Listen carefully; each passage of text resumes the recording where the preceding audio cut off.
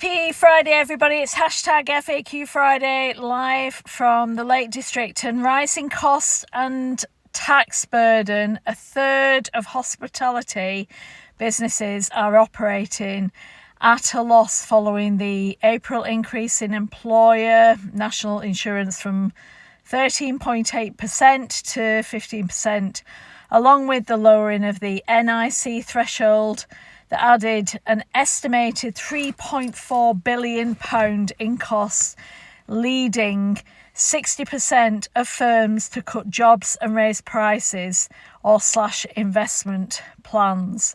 So it's been quite a struggle. So I wanted to give you some top actionable tips to help mitigate the rising costs and tax burden, particularly from increased national insurance contributions and inflationary pressures in the UK's hospitality sector.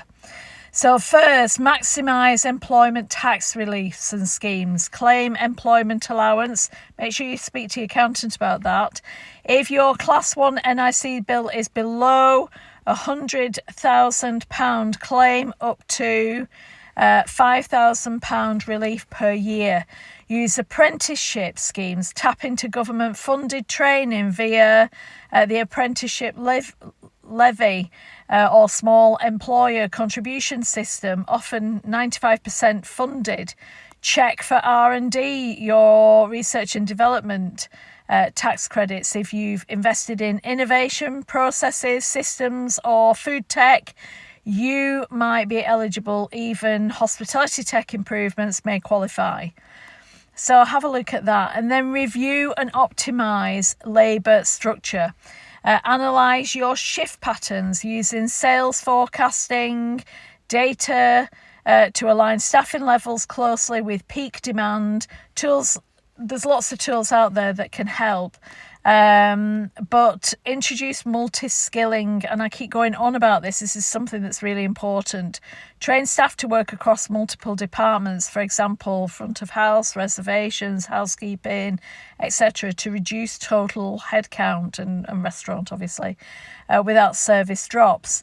Use part-time or it's not 0 hour contracts now, is it? But part-time people strategically. Ensure contracts are compliant but flexible, allowing you to upscale, scale up, scale down with demand to help and support you and your business.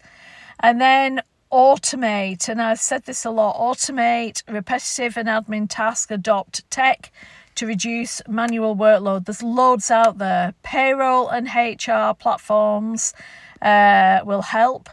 EPOS integrations, automate stock management, online bookings and order systems to cut front desk and service hours. So many things you could be doing right now, and a good automation strategy can replace 10 to 15% of admin overhead, which is so crucial right now in businesses to mitigate the risk. Renegotiate fixed contracts. Utilities, use an energy broker to get the best long-term contract. Make sure you put it in your diary and do it in advance, or join collective purchasing groups to help and support you. Merchant services, challenge card processing fees. Providers like Dojo, Square, SumUp, etc. offer better rates and flexibility. So look at insurance and rent. Negotiate better terms where usage or occupancy has changed, or landlords may prefer discounts over empty units if that's what you've got in your hospitality business.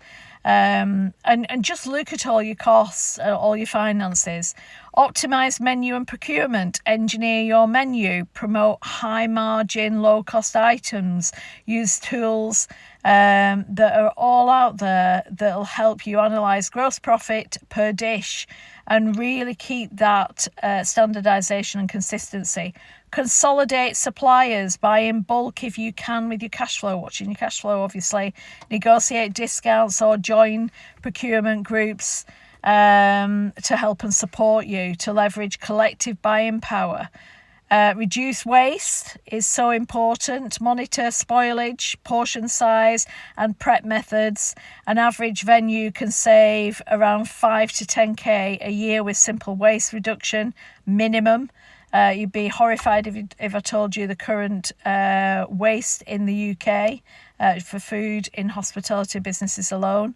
Rebalance pricing without alienating customers, smart pricing modules, introduce dynamic pricing for events or peak times, and use value bundles, set menus, drinks, food combos, etc. A lot of you are already doing a lot of this, but see how you can mitigate more. Clearly communicate value adds, sustainable produce, local sourcing, excellent service to justify the pricing. And then look at using data to monitor and respond fast. Track. You should be doing it on everything. KPIs are so important. Labour to sales ratio. Benchmark at 28 to 32%, which is really hard in some businesses. I get that. Gross profit per product line. Customer feedback and frequency of visits. Use this data to make real-time cost decisions and to flag areas that need urgent attention and optimization. And then explore new revenue streams. Add services that require low capex but boost profit. Events or room hire, branded merchandising or takeaway boxes, subscription dining clubs or gift cards, all help and support. Engage a specialist advisor or an accountant who can really focus on these areas and help and support you. A hospitality-specific accountant will help. Restructure your payroll to reduce NICs, e.g. salary sacrifice schemes, etc. And set up tax-efficient structures like LLPs or group VAT registration.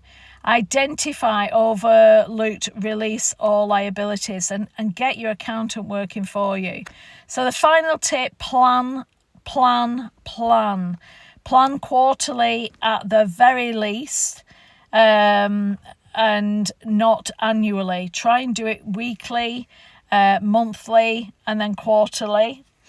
And then given the volatility